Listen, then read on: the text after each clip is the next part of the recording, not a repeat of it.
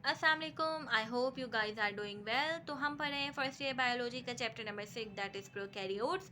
और आज हमने पढ़ना है बैक्टीरिया के फ्लैजिला का स्ट्रक्चर, जिस पे शॉर्ट नोट अपीयर हो सकता है।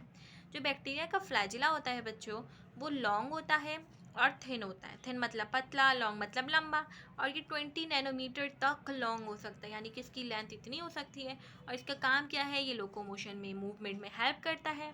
ये बना किस चीज़ का होता है, ये प्रोटीन का बना होता है और उस प्रोटीन का नाम है फ्लैजिलिन। क्या नाम है? फ्लैजिलिन। इसके अंदर 3 रीजन्स होते हैं। बैक्टीरिया के फ्लैजिला के अंदर 3 रीजन्स होते हैं। एक रीजन होता है हुक, एक होता है फिलामेंट और एक होता है बेसल बॉडी, राइट। अच्छा जी, अब हम डिस्कस कर लेते हैं तीनों को बारी बारी। देखो मैं यहाँ पे बना रही हूँ आसान तौर पे। ये है बेसल बॉडी और ये बैक्टीरिया के साइटोप्लाज्म के अंदर है। मैंने बहुत बड़ी बना दी, लेकिन फॉर आपकी अंडरस्टैंडिंग के लिए। ये बैक्टीरिया की साइटोप्लाज्म था और उसके अंदर बेसल बॉडी है, ठीक है। और बेसल बॉडी के हमारे पास हुक है, और हुक से हमारे पास फिलामेंट निकल रहा है। समझ में आई? तो हुक क्या है? हुक वो वाइडर रीजन है जो बेस पे प्रेजेंट होता है। ये देखो फिलामेंट की बेस पे प्रेजेंट है और ये फिलामेंट को बेसल बॉडी से कनेक्ट कर रहा है। ये हो गया हुक, ठीक है। मैंने बहुत ही आसान करके बता दिया है, लेकिन इतना याद कर लो तो वुड बी इनफ। फिलामेंट क्या होता है? ये मतलब धागे टिप टाइप का स्ट्रक्चर है। ये लॉन्ग और थिन है और ये हुक से निकलता है। फिर बेसल बॉडी क्या है? बेसल बॉडी किस चीज़ के अंदर है? साइटोप्लाज्म के अंदर रहती है और सेल वॉल के भी अंदर होती है। तो ये एंकर करती है किस चीज़ को? हुक को। और हुक किसको हेल्प करता है बाहर निकलने में? फिलामेंट को। तो ये छोटी सी स्ट्रक्चर था, ये मेरे ख्याल में अभी ही आपको याद हो गया होगा।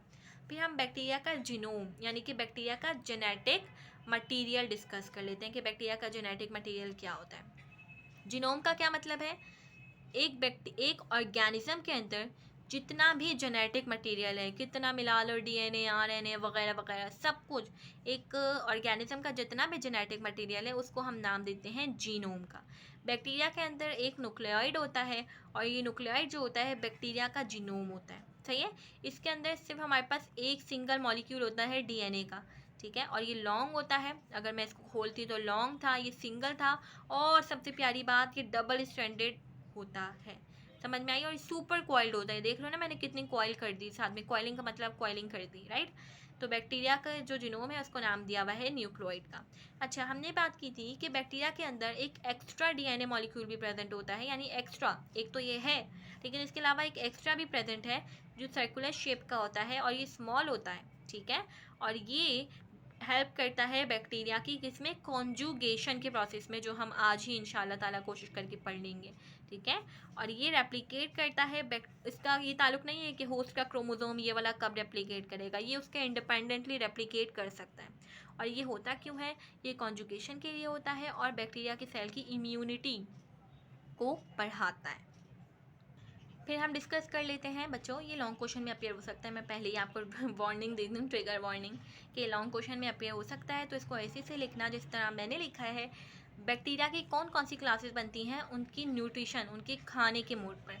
तो बैक्टीरिया की 2 मेन क्लासेस होती हैं, उनकी on the mode of their nutrition, कैसे वो अपना खाना लेते हैं। एक ऑटोटॉपिक और एक हीटोटॉपिक। ये ऑलरेडी बहुत बार पढ़ चुके होंगे, लेकिन मैं बस एक रिविजन करवा देती हूँ और बता देती हूँ कैसे लिखना है।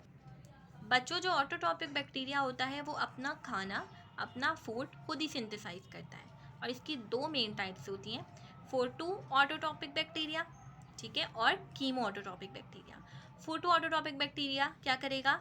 ये इसके अंदर होते क्या हैं? 2 पिगमेंट्स होते हैं, बैक्टीरियो क्लोरोफिल या क्लोरोबियम, और इसको यूज़ करके ये फोटोसिंथेसिस का प्रोसेस करता है और उस वजह से ये अपना खाना खुद ही बना लेता है, ठीक है। और ये क्या क्या 2 चीज़ें यूज़ करता है फोटोसिंथेसिस करने के लिए? लाइट एनर्जी यूज़ करता है, यानी कि सनलाइट, और H2S यानी कि ये कंपाउंड है, हाइड्रोजन सल्फाइड यूज़ करता है इसको।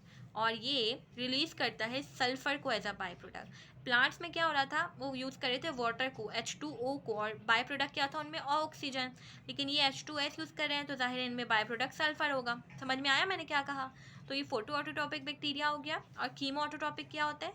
इनके पास ना कोई पिगमेंट नहीं होता बेचारों के पास, तो ये फोटोसिंथेसिस नहीं कर सकते, लेकिन फिर भी अपना खाना खुद बनाते हैं। कैसे? ये ऑक्सीडेशन करते हैं इनऑर्गेनिक सब्सटेंसेस की, यानी एलिमेंट्स को ऑक्सीडाइज करते हैं। और इनकी 6 मज़ीद टाइप्स हैं जिनके सिर्फ आपको नाम याद करने हैं, ठीक है। आपके पास है सल्फर बैक्टीरिया जो सल्फर को ऑक्सीडाइज करेगा, इसको सल्फोमोनास कहते हैं। हाइड्रोजन बैक्टीरिया हाइड्रोमोनास, आयरन को यूज़ करके जो बनाते हैं फेरोमोनास, मीथेन को यूज़ करके जो बनाते हैं वो मीथेनोमोनास। नाइट्रीफाइंग बैक्टीरिया नाइट्रोसोमोनास कहलाते हैं। और कार्बन बैक्टीरिया, मुझे नहीं पता इनको कार्बोमोनास क्यों नहीं लिखा हुआ बुक में, लेकिन कहते होंगे। तो ये कीमोऑटोट्रॉपिक हो गए और फोटोऑटोट्रॉपिक हो गए, सही हो गई बात। उसके बाद हमारे पास आ जाता है हीटरोटॉपिक बैक्टीरिया। ये वो बेचारे बैक्टीरिया हैं जो अपना खाना खुद नहीं बना सकते, खुद सिंथेसाइज नहीं कर सकते, तो ये दूसरी चीज़ों से लेते हैं। अब कैसे कैसे लेते हैं वो मैं आपको बता देती हूँ। 3 इनकी टाइप्स हैं, सैप्रोट्रोपिक बैक्टीरिया, ठीक है, पैरासिटिक बैक्टीरिया और म्यूचुअलिस्टिक बैक्टीरिया, ठीक है। तो हम सबसे पहले क्या डिस्कस करेंगे, सेप्रोटोपिक। सेप्रोटोपिक बैक्टीरिया बेचारे अपना खाना लेते हैं डेड डिकेइंग मैटर से, यानी कि जो चीज़ें मर जाती हैं, जो प्लांट्स और एनिमल्स मर जाते हैं उनकी बॉडी से अपना खाना लेते हैं, सेप्रोटोपिक। और इनकी एग्जाम्पल है एजोटोबैक्टर, याद कर लीजिएगा इसको।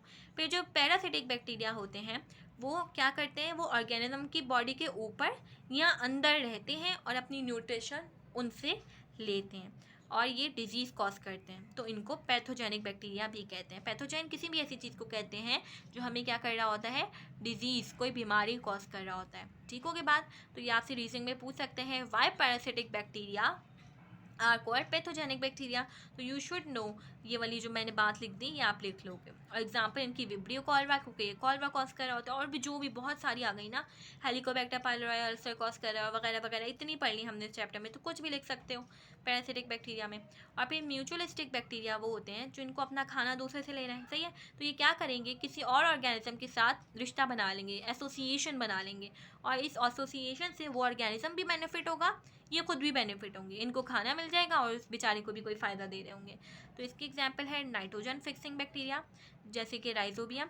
ये क्या करेगा, ये सॉइल में जाके रहेगा और सॉइल में जा करके ये नाइट्रोजन को फिक्स करता रहेगा, सॉइल का भी फ़ायदा और ख़ुद को भी खाना और न्यूट्रिशन मिल गया। समझ में आई बात। तो ये इनकी आपके पास कुछ चीज़ें हैं, तो बाकी हम कल डिस्कस करेंगे। अल्लाह हाफिज़।